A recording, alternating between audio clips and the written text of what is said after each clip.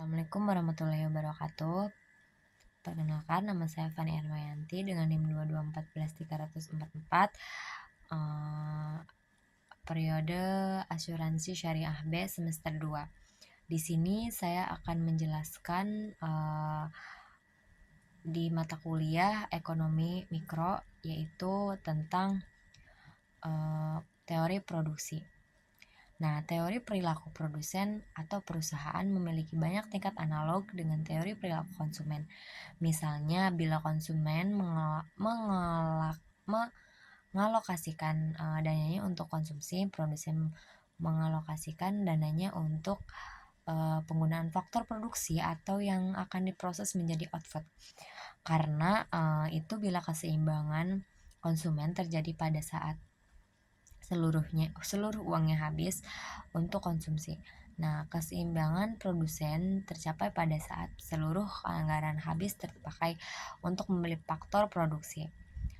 Dalam mengonsumsi barang berlaku the law of diminishing marginal utility atau LDMU, sedangkan dalam penggunaan faktor produksi berlaku the law of diminishing return atau LDR. Produsen juga memiliki pengetahuan yang lengkap atau perfect knowledge mencapai kepuasan maksimum, maka produsen berupaya mencapai tingkat produksi maksimum. Pemahaman kita mengenai perilaku konsumen akan memudahkan pemahaman mengenai perilaku produsen. Nah, di sini selanjutnya saya akan menjelaskan tentang dimensi jangka pendek dan jangka panjang. Dalam aktivitas produksinya, produsen atau perusahaan mengubah berbagai faktor produksi menjadi barang dan jasa berdasarkan hubungannya dengan tingkat produksi. Faktor produksi dibedakan menjadi faktor produksi tetap atau fixed input dan faktor produksi variabel atau variable input. Selanjutnya, faktor produksi tetap adalah faktor produksi yang jumlah penggunaannya tidak tergantung pada jumlah produksi. Ada atau tidak adanya kegiatan produksi, faktor produksi itu harus tetap tersedia. Mesin-mesin pabrik adalah salah satu contoh. Sampai tingkat interval produksi tertentu, jumlah mesin tidak perlu ditambah. Tetapi jika tingkat produksi menurun bahkan sampai 0 unit, maka tidak berproduksi, maka jumlah mesin tidak bisa dikurangi. Nah, selanjutnya ada penggunaan faktor produksi variabel tergantung pada tingkat produksinya. Maka besar tingkat produksi, makin banyak faktor produsen variabel yang digunakan. Begitu juga sebaliknya. Buruh harian lepas di pabrik rokok adalah contohnya. Jika perusahaan ingin meningkatkan produksi, maka jumlah buruh hariannya ditambah. Sebaliknya, jika ingin mengurangi produksi, buruh harian dapat dikurangi. Selanjutnya ada pengertian faktor produksi tetap dan faktor produksi variabel. Terkait erat dengan waktu yang dibutuhkan untuk menambah atau mengurangi faktor produksi tersebut, mesin dikatakan sebagai faktor produksi tetap karena dalam jangka pendek atau kurang dari setahun susah untuk ditambah atau dikurangi. Jadi sebaliknya, buruh dikatakan faktor produksi variabel karena jumlah kebutuhannya dapat disediakan dalam waktu kurang dari 1 tahun. Dalam jangka panjang atau long run dan sangat panjang atau very long run, itu semua faktor produksi sifatnya variabel. Perusahaan dapat menambah atau mengurangi kapasitas produksi dengan menambah atau mengurangi mesin produksi. Dalam konteks manajemen, jangka panjang dan jangka sangat panjang berkaitan dengan ukuran waktu kronologis. Misalnya ada kualifikasi yang menyatakan bahwa jangka panjang berkisaran antara 5 sampai 25 tahun, jangka sangat panjang bila waktunya lebih dari 25 tahun. Teori produksi tidak mendefinisikan jangka pendek dan jangka panjang. Secara kronologis, periode jangka pendek adalah periode produksi di mana perusahaan tidak mampu dengan segera melakukan penyesuaian jumlah penggunaan salah satu atau beberapa faktor produksi. Periode jangka panjang adalah periode produksi di mana semua faktor produksi menjadi faktor produksi variabel. Tenggang waktu jangka pendek setiap perusahaan berbeda-beda, tergantung jenis usahanya. Perusahaan yang memproduksi barang-barang modal periode jangka pendeknya barangkali sampai 5 tahunan. Sebab perusahaan produksi dengan menambah mesin, perusahaannya itu yang bergerak di industri pengolahan. Periode jangka pendeknya lebih singkat. Perusahaan yang mengelola yang mengolah makanan kalengan, periode jangka pendeknya barangkali hanya 2 atau 3 tahun. Ada pula perusahaan yang jangka pendeknya kurang dari 1 tahun. Misalnya restoran kelas menengah ke bawah yang faktor produksi tetapnya adalah rumah dan peralatan masak atau makan. Mereka mampu menyesuaikan kapasitas produksi dalam tempo kurang dari 1 tahun. Bahkan pedagang bakso keliling yang faktor produksi tetapnya hanya berupa gerobak dorong, mangkok, dan kompor itu sudah termasuk faktor produksi tetapnya yang periode jangka pendeknya hanya sebulan. Nah, selanjutnya ada model produksi dengan satu faktor produksi variabel. Sebenarnya sangat jarang bahkan tidak ada proses produksi yang hanya menggunakan satu faktor produksi variabel. Pengertian produksi dengan satu faktor itu produksi variabel adalah pengertian analisis jangka pendek di mana ada faktor produksi yang tidak dapat diubah. Ketika mencoba memahami proses alokasi faktor produksi oleh perusahaan, ekonom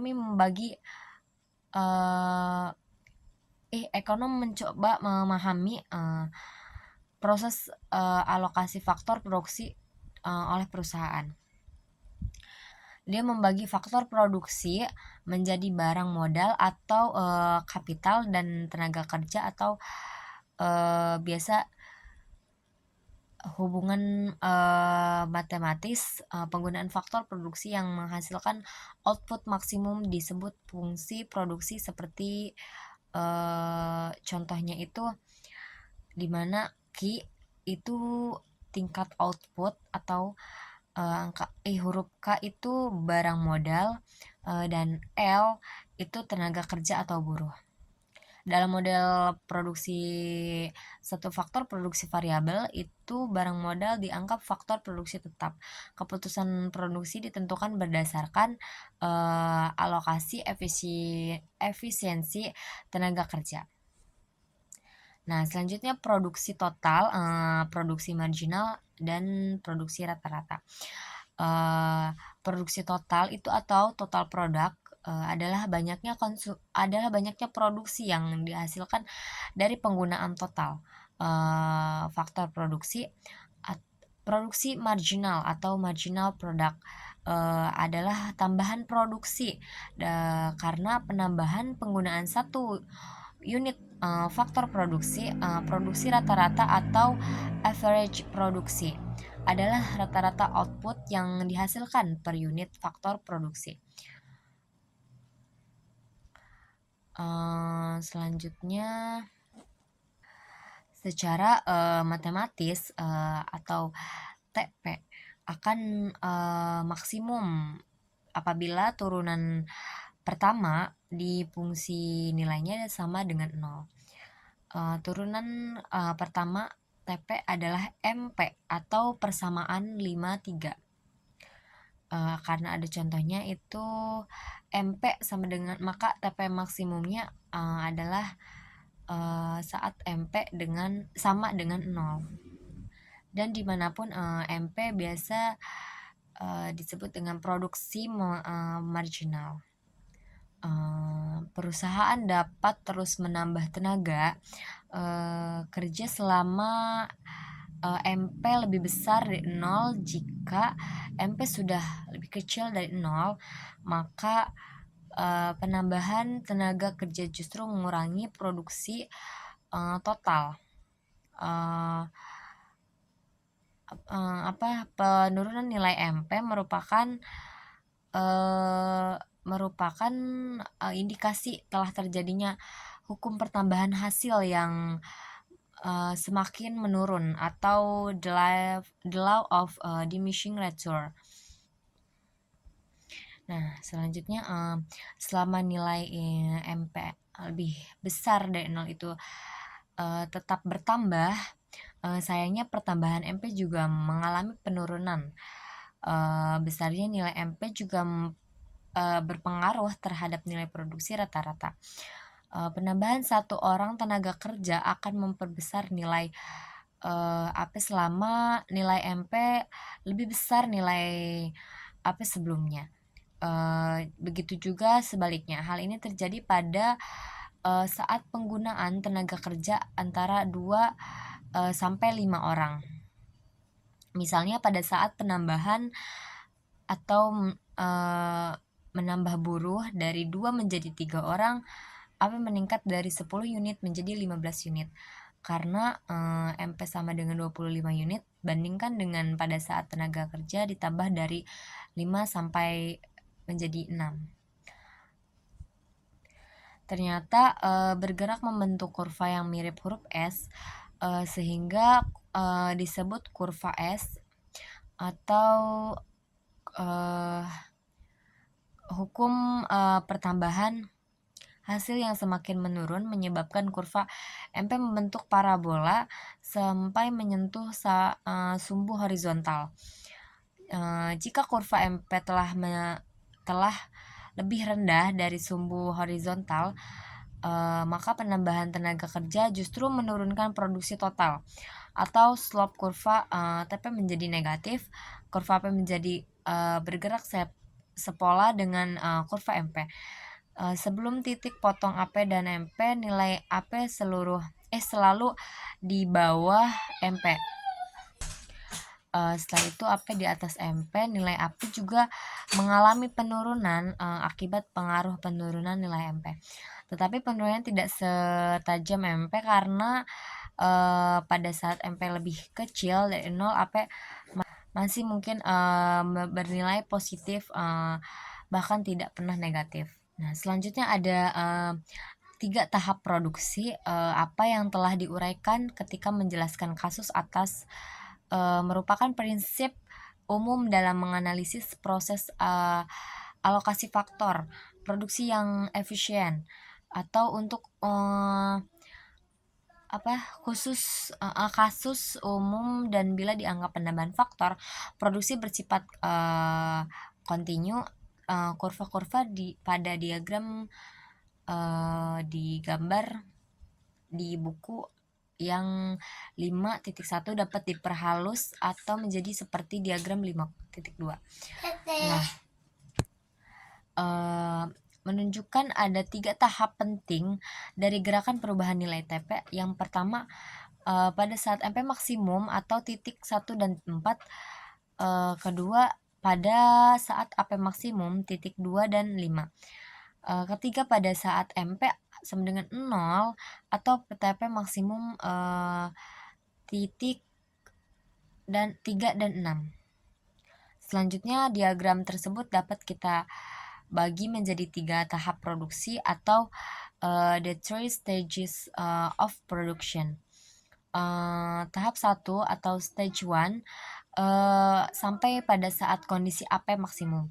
Tahap 2 atau stage 2 antara AP maksimum sampai Tahap 3 atau stage 3 saat MP sudah bernilai kurang dari 0 atau negatif. Tahapan ini berguna untuk memahami pada tahap di mana perusahaan berproduksi. Menurut Anda, di tahap mana sebaiknya perusahaan berproduksi? Atau kalian bisa lihat satu persatu. Pada tahap 1, penambahan tenaga kerja akan meningkatkan produksi total maupun produksi rata-rata, karena itu hasil dari yang diperoleh dari tenaga kerja masih jauh lebih besar dari tambahan upah yang harus dibayarkan. Perusahaan rugi jika berhenti berproduksi pada tiap dari tambahan upah yang harus dibayarkan. Perusahaan rugi jika berhenti produksi pada tahap ini atau slope kurva TP meningkatkan ketajaman pada tahap 2 karena berlakunya LDR atau baik produksi marginal maupun produksi rata-rata mengalami penurunan. Namun demikian, nilai keduanya masih positif. Penambahan tenaga kerja akan tetap menambah produksi total sampai mencapai nilai maksimum. Atau slope kurva TP datar sejajar dengan sumbu horizontal. Nah, pada tahap selanjutnya, perusahaan tidak mungkin melanjutkan produksi karena penambahan tenaga kerja justru menurunkan produksi total. Perusahaan akan mengalami kerugian atau slope kurva TP negatif. Dengan demikian, perusahaan sebaiknya berproduksi di tahap 2. Yang menjadi pertanyaan adalah di titik mana perusahaan berhenti menambah tenaga kerja. Secara matematis perusahaan akan berhenti menambah tenaga kerja pada saat tambahan biaya atau marginal cost yang harus dibayar adalah sama dengan tambahan pendapatan atau marginal revenue yang diterima. Jika tambahan biaya masih lebih kecil dari tambahan pendapatan perusahaan, maka akan menambah tenaga kerja. Begitupun sebaliknya. Maka tambahan pendapatan adalah produksi marginal dikaitkan harga jual barang. Jika upah dinotasikan sebagai W, sedangkan harga jual barang dinotasikan P, maka alokasi tenaga kerja atau faktor produksi dianggap efisien. Selanjutnya ada perkembangan teknologi. Kemajuan teknologi dapat membuat tingkat produktivitas meningkat secara grafis. Dapat digambarkan dengan semakin luasnya bidang yang dibatasi kurva TP. Nah, yang perlu direnungkan adalah apabila AP meningkat berarti efisien meningkat. Jawabannya adalah bila nilai AP meningkat karena mesinnya semakin modern, belum berarti efisiensi meningkat. Studi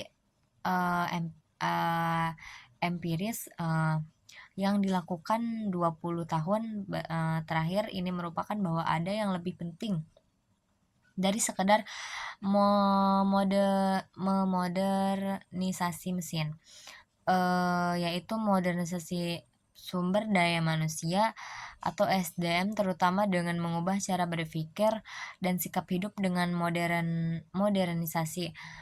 Kemajuan teknologi akan meresap ke dalam diri manusia dan mendorong peningkatan efisiensi. Nah, seorang ekonom senior atau Paul Krugman menggunakan konsep ini untuk menjelaskan mengapa negara-negara dikenal sebagai macan Asia atau Asia Timur mengalami krisis ekonomi di akhir warsa ini. Salah satu jawabannya adalah pertumbuhan ekonomi Asia Timur seperti halnya Rusia lebih disebabkan oleh pertambahan penggunaan faktor produksi atau barang modal dan tenaga kerja. Tidak ada peningkatan efisiensi yang di signifikan yang disignifikan. Oleh karena itu, ukuran efisiensi dengan menggunakan angka AP harus ditinjau ulang. Paul Krugman kemudian mengusulkan TFP atau total faktor productivity pengaruh sebagai ukuran efisiensi. Pada prinsipnya itu metode ini ingin memisahkan pengaruh atau barang modal, teknologi dan SDM terhadap pertumbuhan ekonomi. Dari perpisahan itu akan terlihat apakah ada kemajuan efisiensi yang disignifikan. Angka pertumbuhan TFP yang besar mengindikasikan perkembangan efisiensi yang semakin signifikan. Selanjutnya ada model produksi dengan dua faktor produksi variabel. Dalam bagian ini kita melonggarkan asumsi adanya faktor produksi tetap, baik barang, modal atau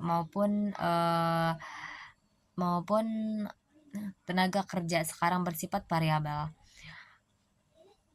Namun yang harus diingat bahwa pelonggaran asumsi ini masih tetap terlalu menyederhanakan persoalan, sebab dalam kenyataan faktor produksi variabel yang digunakan dalam proses produksi lebih dari dua macam.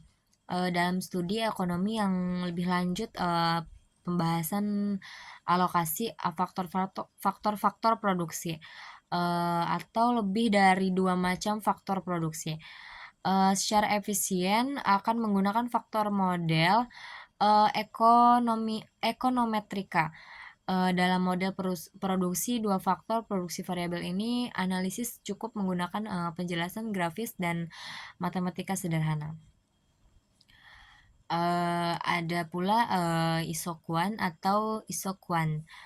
Isokuan itu adalah kurva yang menggambarkan sebagai kombinasi penggunaan dua macam faktor produksi variabel secara efisien dengan tingkat teknologi tertentu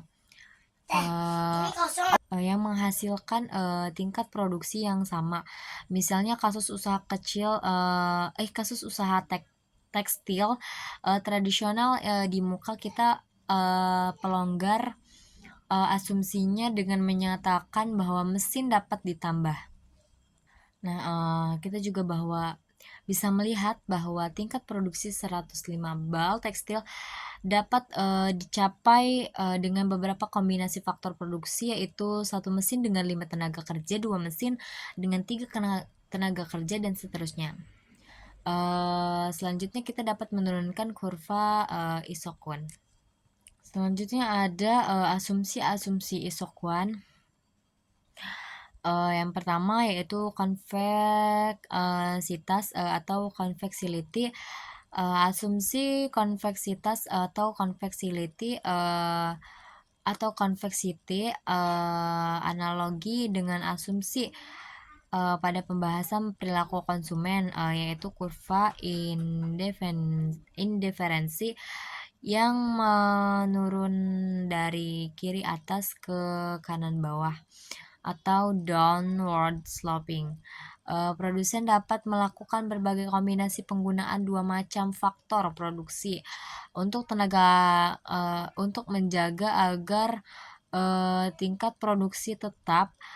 Kesediaan produsen untuk mengorbankan faktor produksi yang satu demi menambah penggunaan faktor produksi yang lain. Untuk menjaga tingkat produksi pada isokuan yang sama disebut derajat teknik substitusi, maaf. Faktor produksi uh, atau marginal rates of technical substitution adalah bilangan yang menunjukkan berapa unit faktor produksi L harus dikorbankan untuk menambah satu unit faktor pada produksi K. Pada tingkat produksi yang sama, jika L adalah tenaga kerja dan K adalah barang modal atau mesin, maka atau LK adalah beberapa unit tenaga kerja yang harus dikorbankan untuk menambah satu unit mesin, atau demi menjaga produksi pada tingkat yang sama. Dasar pertimbangan substitusi faktor produksi adalah perbandingan rasio produktivitas. Selanjutnya ada penurunan nilai MRTS atau diminishing of MRTS. Sama halnya dengan konsumen, produsen menganggap makin mahal faktor produksi yang semakin langka. Itulah sebabnya mengapa nilai MRTS makin menurun atau hukum LDR. Dalam kasus-kasus tertentu nilai MRTS akan konstan atau nol. MTS konstan bila kedua faktor produksi bersifat substitusi sempurna atau perfect substitution, seperti pada diagram MRTS adalah 0 bila kedua faktor produksi mempunyai hubungan proporsional tetap atau profession produksi function. Selanjutnya ada hukum pertambahan hasil yang semakin menurun atau the law of diminishing return. Di muka telah diuraikan bahwa dalam penggunaan dua macam faktor produksi juga berlaku hukum LDR atau isokuan dengan tingkat produksi masing-masing. Nah, daerah produksi yang ekonomis atau relevant range of production, pada saat membahas model produksi ada satu faktor produksi yang variabel. Telah disimpulkan bahwa daerah produksi ekonomis perusahaan adalah daerah tahap 2 atau prinsip yang sama berlaku untuk model produksi dua faktor produksi. Diagram gambarnya itu menggambarkan bahwa batas antara titik A dan B adalah batas daerah produksi yang ekonomis atau relevant range of production.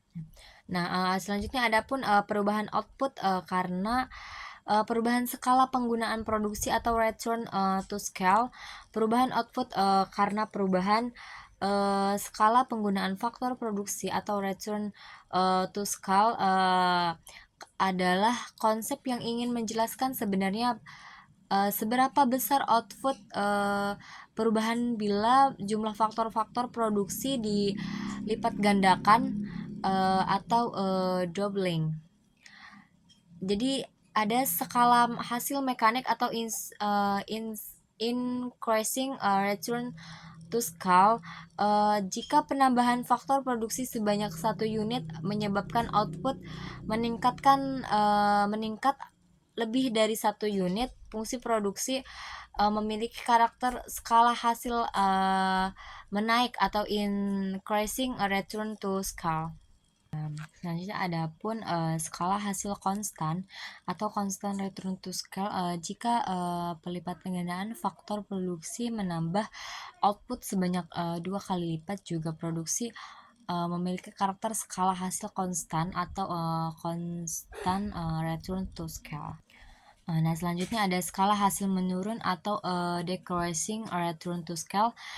Jika menambah atau penambahan satu unit faktor produksi menyebabkan output bertambah kurang dari satu unit, fungsi produksi memiliki karakter skala hasil menurun atau decreasing return to scale seperti ditunjukkan pada penjelasannya adalah kebalikan penjelasan terjadinya skala hasil mekanik. Menaik. Selanjutnya ada perkembangan teknologi. Kemajuan teknologi kemungkinan peningkatan efisiensi penggunaan faktor produksi atau tingkat produksi yang sama pada dapat dicapai dengan penggunaan faktor produksi yang lebih sedikit. Karena kemajuan teknologi tingkat produksi 90 unit atau Q90 periode pertama dapat dicapai dengan penggunaan faktor produksi yang lebih sedikit atau Q90 periode kedua. Nah, seorang ekonom bernama Hicks mengklasifikasikan kemajuan teknologi berdasarkan pengaruhnya terhadap kombinasi penggunaan faktor produksi. Bila kemajuan teknologi mengakibatkan porsi penggunaan barang modal menjadi lebih besar dibanding tenaga kerja, disebut teknologi padat modal capital using atau capital intensif. Sebaliknya, jika menyebabkan porsi penggunaan tenaga kerja menjadi lebih besar disebut teknologi padat karya atau labor intensif. Jika tidak mengubah porsi rasio faktor produksi tetap disebut teknologi netral atau netral teknologi. Perubahan-perubahan itu dapat dilihat dari angka MRTS yang tercermin dari perubahan itu dapat dilihat dari angka MRTS yang tercermin dari perubahan sudut kemiringan isokuan.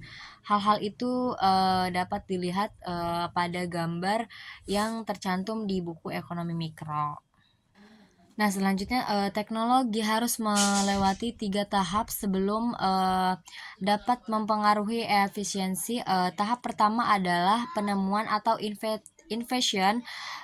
Riset-riset ilmu pengetahuan bertujuan menemukan teknologi-teknologi baru untuk proses produksi.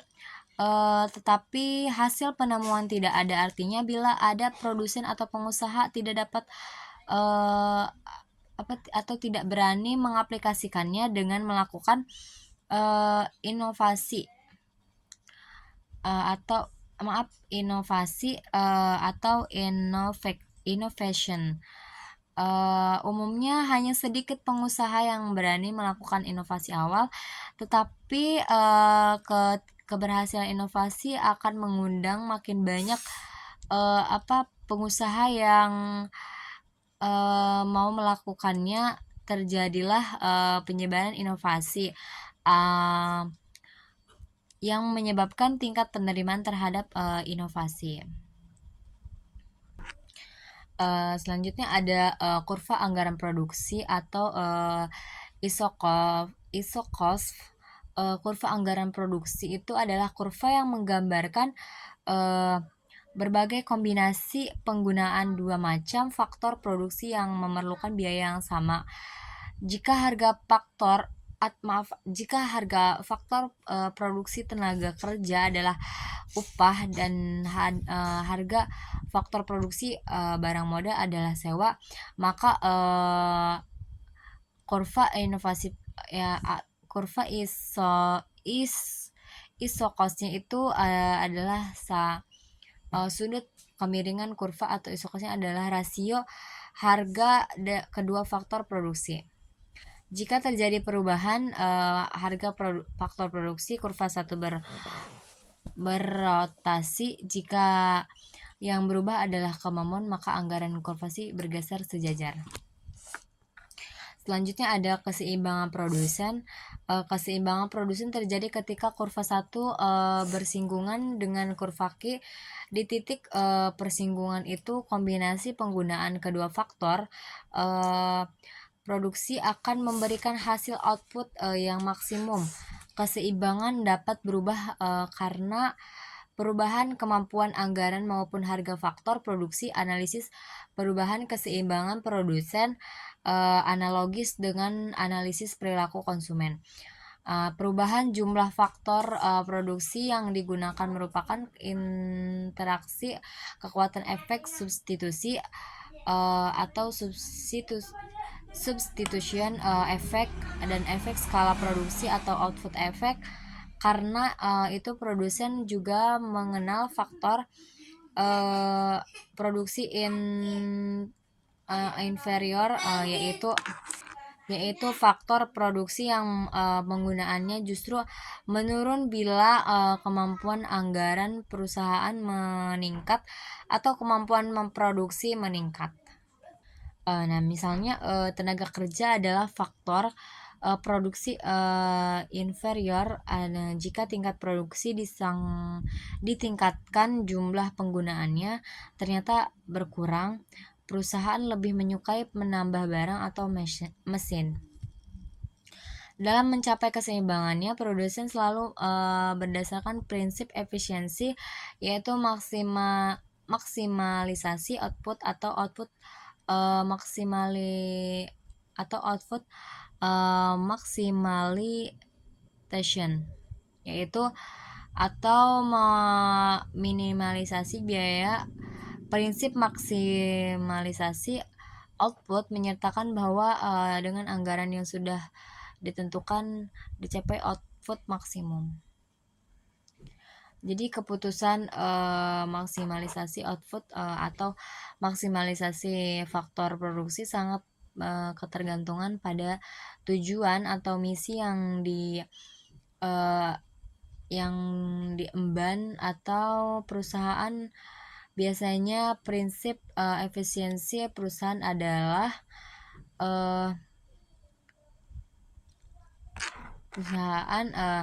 umumnya itu memiliki tujuan maksimalisasi laba, sehingga biasanya prinsip efisiensi perusahaan adalah maksimalisasi output. Tetapi lembaga-lembaga yang tidak berorientasi laba maksimum seperti lembaga-lembaga atau swadaya masyarakat, jadi menggunakan prinsip minimalisasi biaya pada kondisi-kondisi tertentu. Perusahaan pun dapat menggunakan prinsip-prinsip minimalisasi misalnya badan untuk milik negara atau BUMN yang bergerak di bidang penyediaan jasa publik tertentu menggunakan prinsip minimalisasi biaya. Adapun pola jalur ekspansi atau expansion path. Tujuan perusahaan adalah maksimalisasi laba. Untuk mencapai tujuan itu dalam jangka pendek maupun jangka panjang, perusahaan harus tetap mempertahankan efisiensinya. Biasanya perusahaan menetapkan target yang akan dicapai setiap tahunnya, karena yang harus dicapai dengan biaya minimum dalam jangka panjang. Perusahaan memiliki tingkat fleksibilitas lebih tinggi dalam mengombinasikan faktor produksi. Ada gambar di mana menunjukkan keseimbangan awal yang di titik A persinggungan garis anggaran 1 dengan isokuan Q1 dalam jangka pendek. Jika perusahaan ingin mengubah kombinasi faktor produksi seperti di titik B atau C, maka di Q1 itu tetap ada. Anggaran produksi harus ditingkatkan sampai ke 1 padahal dalam jangka panjang dengan anggaran sebesar 1-2 output dapat dinaikkan ke Q2 dengan kombinasi penggunaan faktor produksi atau di titik D.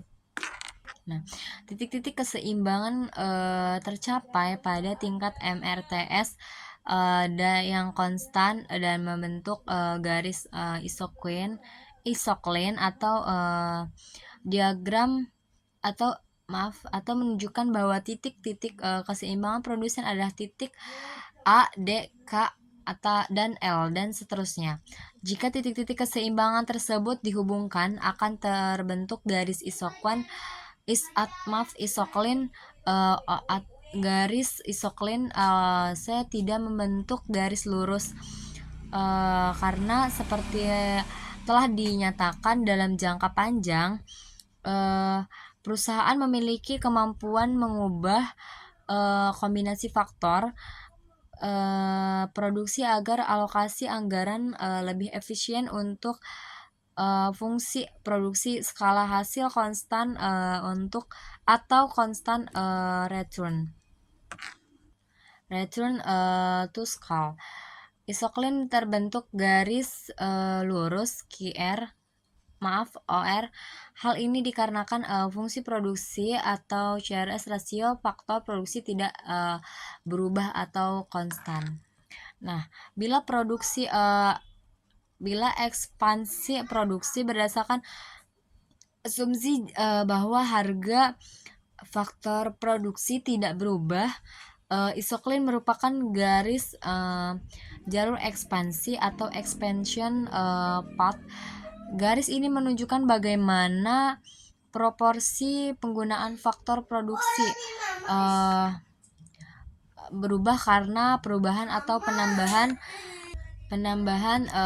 tingkat produksi bila harga faktor produksi dianggap tetap.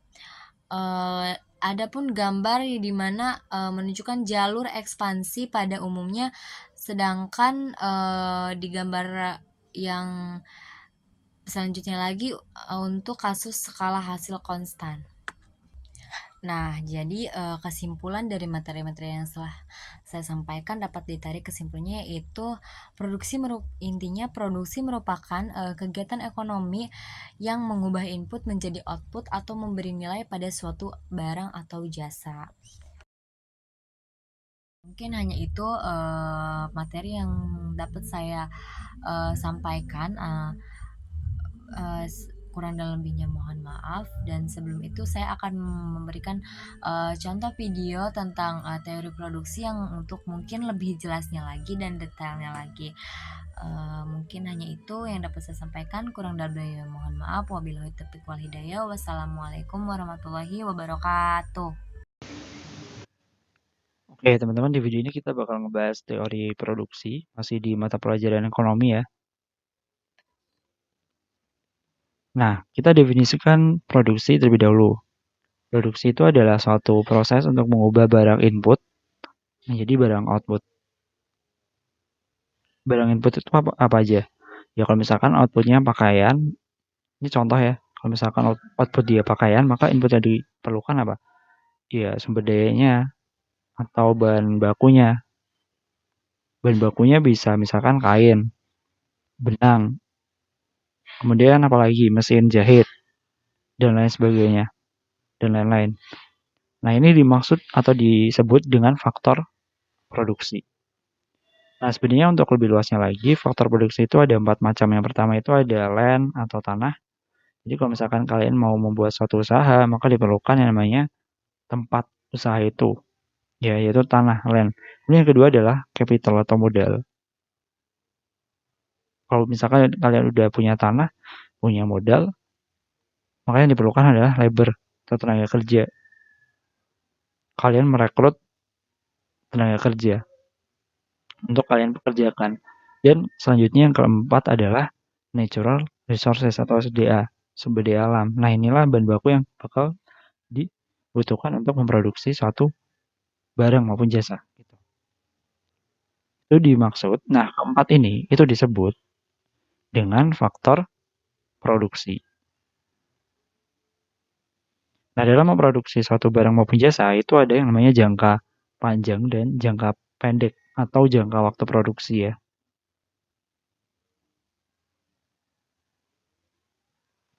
Kalau jangka pendek, itu ada input yang dia itu berubah dan input variabel yang berubah dan input variabel yang tetap atau tidak dapat disesuaikan.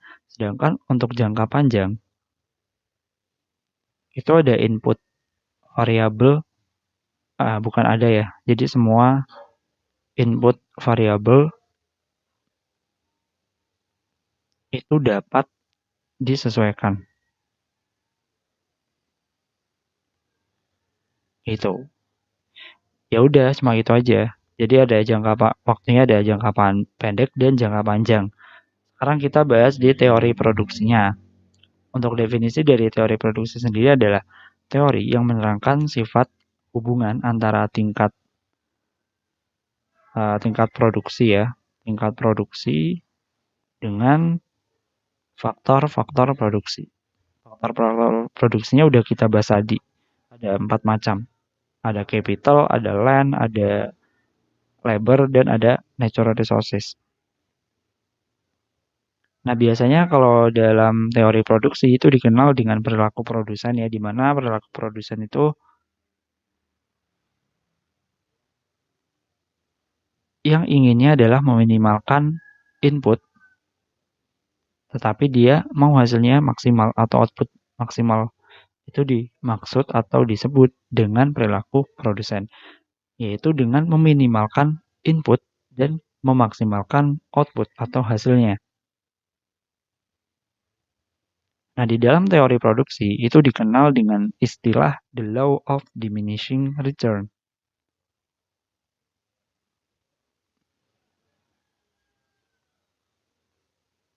Teman-teman pasti udah tahu ya tentang hukum hasil yang semakin berkurang. Nah, hukum ini dicetuskan oleh seorang ekonom bernama David Ricardo. David Ricardo menyatakan hukum ini bahwa setiap adanya penambahan faktor produksi atau dalam hal ini input yang bertambah, maka tidak akan selalu memberikan peningkatan terhadap output.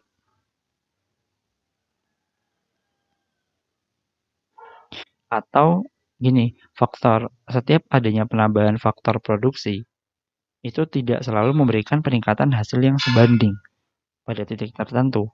Penambahan hasil akan semakin berkurang meskipun faktor produksi itu terus ditambah. Misalkan kalian ingin menambah jumlah tenaga kerja, kalian tambah terus tenaga kerja ditambah terus. Nah, ini malah kalian berekspektasi kalau misalkan kita tambahin terus tenaga kerjanya, maka tingkat produksinya juga akan meningkat. Nah, itu salah besar ya. Nah, malah dengan kapasitas total produksi yang sekian, kemudian kalian tingkatkan dengan menambah secara terus-menerus tenaga kerja, ini malah total produksi kalian akan menurun. Kenapa? Nah, menurut David Ricardo, hal ini dikarenakan ketika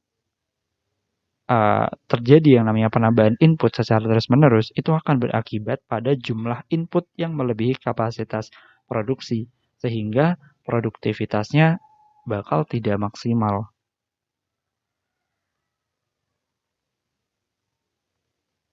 Nah, inilah yang dimaksud dengan the law of diminishing return. Coba kita analisis dengan menggunakan kurva agar lebih mempermudah atau memperjelas dari penjelasan mengenai the law of diminishing return ya.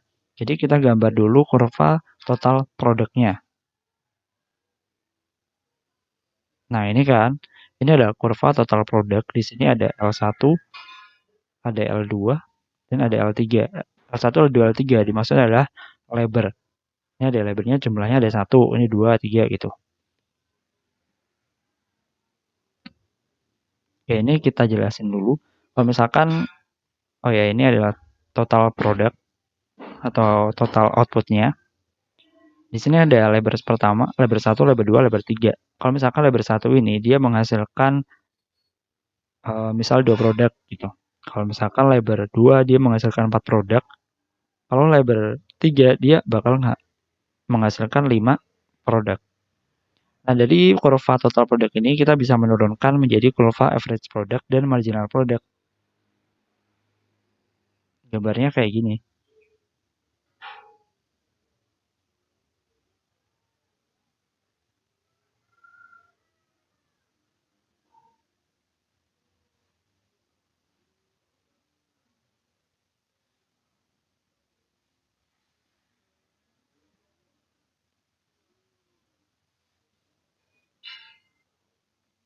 Nah, oke, gambarnya kayak gini ya. Jadi ini misalkan ini A, B, C, di sini juga A, B, C. Nah, maksudnya gimana? Jadi yang kurva yang bagian bawah, yang ini nih, sampai yang C ini, itu dimaksud dengan marginal product. Kalau di atasnya marginal product adalah average product. Oke, coba kita analisis. Nah, setiap adanya marginal product itu adalah setiap penambahan jumlah tenaga kerja sekian gitu ya, maka dia akan menghasilkan produksi berapa gitu. Jadi di sini kan tadi disebutkan bahwa kalau misalkan L1 dia menghasilkan 2, kalau L2 dia menghasilkan 4, kalau L3 dia menghasilkan 5 produk gitu. Kalau misalkan di sini ada titik A, dan ini adalah titik puncak dari marginal product, artinya titik A ini adalah titik di mana setiap adanya penambahan tenaga kerja sebesar L1, dia bakal produksinya maksimal.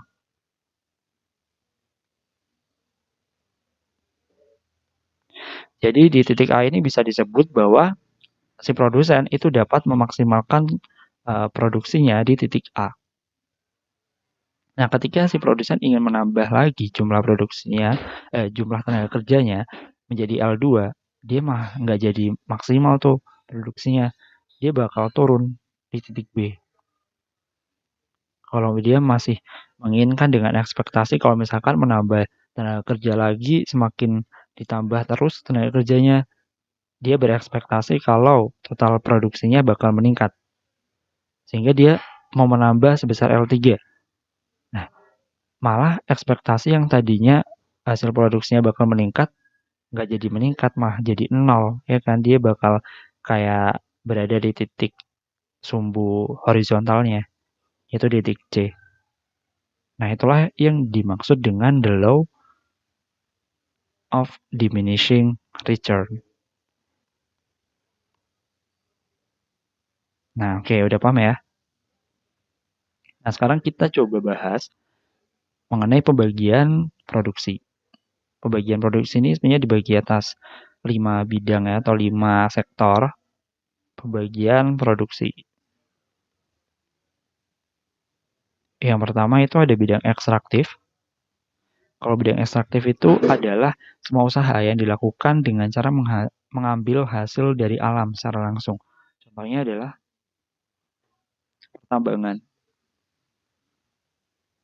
Contohnya lagi perikanan. Kemudian bidang yang kedua atau sektor yang kedua adalah sektor agraris atau pertanian ya. Contohnya ya pertanian. Kemudian ada perkebunan. Kemudian yang ketiga ada sektor industri. Kalau sektor industri itu adalah suatu usaha yang dilakukan dengan cara mengolah bahan mentah menjadi bahan jadi. Contohnya misalkan industri tekstil, industri otomotif, industri makanan, dan lain-lain. Kemudian sektor yang keempat atau bidang yang keempat adalah trade atau perdagangan. Contohnya adalah industri retail. Kalau perdagangan, itu adalah usaha yang dilakukan dengan cara membeli dan kemudian si produsennya bakal menjual kembali tanpa merubah bentuk barang yang dijual. Itu disebut dengan perdagangan. Kemudian yang kelima adalah jasa. Bidang jasa ini adalah setiap usaha yang dilakukan dengan cara memberikan jasa atau servis ke pelanggan atau ke customer-nya. Contohnya adalah asuransi, kemudian perbankan, dan lain-lain. Nah, itulah pembagian produksi. Dan sekarang kita bakal ngebahas tahapan produksi. Jadi selain dapat dibagi jadi beberapa bidang, ada 5 bidang tadi ya, udah kita jelasin. Produksi itu juga dapat dibagi menjadi beberapa tahapan. Jadi ada 3 tahapan. Yang pertama itu adalah sektor produksi primer. Kemudian ada sektor produksi sekunder. Dan yang ketiga ada sektor produksi tersier. Kalau yang primer itu meliputi bidang ekstraktif dan agraris aja. Kalau bidang sekunder, dia meliputi bidang industri dan perdagangan. Kalau sementara untuk di tersier ya, itu cuma ada industri jasa atau bidang jasa aja. Nah, tadi kan untuk menjawab yang namanya the law of diminishing return supaya bisa meningkatkan produktivitas ya. Itu ada beberapa cara. Yang pertama yaitu dengan melakukan ekstensifikasi.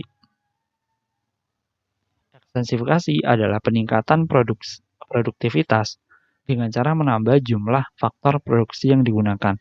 Jadi ekstensifikasi ini adalah dengan cara menambah jumlah faktor produksinya atau jumlah inputnya.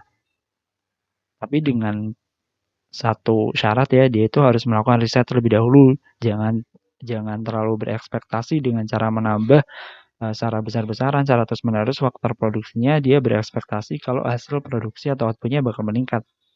Tidak, karena ada yang namanya hukum the law of diminishing return tadi, yang udah dikemukakan oleh David Ricardo, bahwa setiap adanya penambahan input, itu tidak selalu sebanding dengan hasil outputnya. Maka ini harus riset, di mana sih titik untuk menghasilkan hasil output yang maksimal. Seperti di kurva yang udah kita jelasin tadi ya. Kemudian cara yang kedua untuk meningkatkan produktivitas adalah dengan cara intensifikasi. Kita nggak bakal menambah jumlah faktor produksinya, tetapi kita memaksimalkan seluruh kapasitas faktor produksi yang telah ada. Jadi faktor produksi yang udah ada kita maksimalin. Gimana caranya biar dia itu bisa meningkatkan produktivitas. Misalkan tenaga kerjanya kita lakukan pelatihan atau training gitu.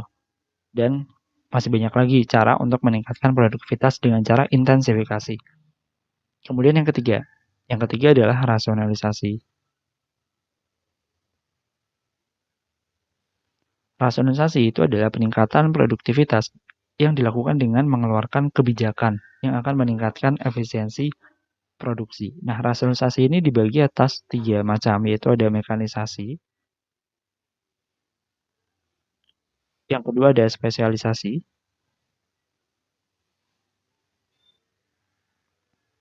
dan yang ketiga ada standarisasi. Mekanisasi sendiri adalah mengganti sifat padat karya atau yang dia itu mengandalkan tenaga kerja manusia, itu diganti dengan padat modal dengan menggunakan mesin-mesin produksi atau mesin-mesin modern. Padat karya digantikan dengan padat modal. Nah, dengan adanya penggantian dari yang tadinya padat karya yang mengandalkan tenaga kerja manusia, kemudian digantikan dengan mesin-mesin produksi dengan padat modal ya, itu akan meningkatkan total produksinya, total produktivitasnya. Dia akan efisien sesuai dengan rasionalisasi. Tujuan dia adalah efisiensi produksi. Kemudian spesialisasi. Kalau spesialisasi ini adalah melakukan pembagian kerja sehingga satu orang itu bertanggung jawab pada satu jenis pekerjaan saja. Jadi kita spesialisasikan sesuai dengan kemampuan si tenaga kerja atau terhadap skill yang dimiliki tenaga kerja itu tepatnya itu bakal kita masukkan ke bidang apa gitu. Dengan cara melakukan spesialisasi maka dapat meningkatkan produktivitas. Kemudian selanjutnya adalah dengan melakukan standarisasi. Jadi si produsen itu harus melakukan standarisasi terhadap produknya. produk harus distandardisasi. Nah, kalau di Indonesia itu kan ada Badan Standarisasi Nasional atau BSN ya. Nah, biasanya itu kan mengeluarkan syarat-syarat tertentu suatu produk itu dikatakan standar. Maka dalam hal ini si produsen harus melakukan standarisasi produknya dengan syarat yang udah dikeluarkan oleh BSN.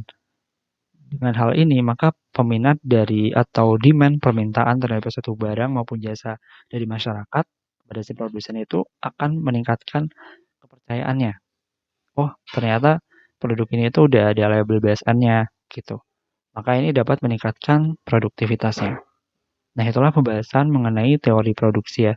Kalau misalkan teman-teman masih ada yang bingung, bisa diulang lagi video ini. Semoga bermanfaat ya.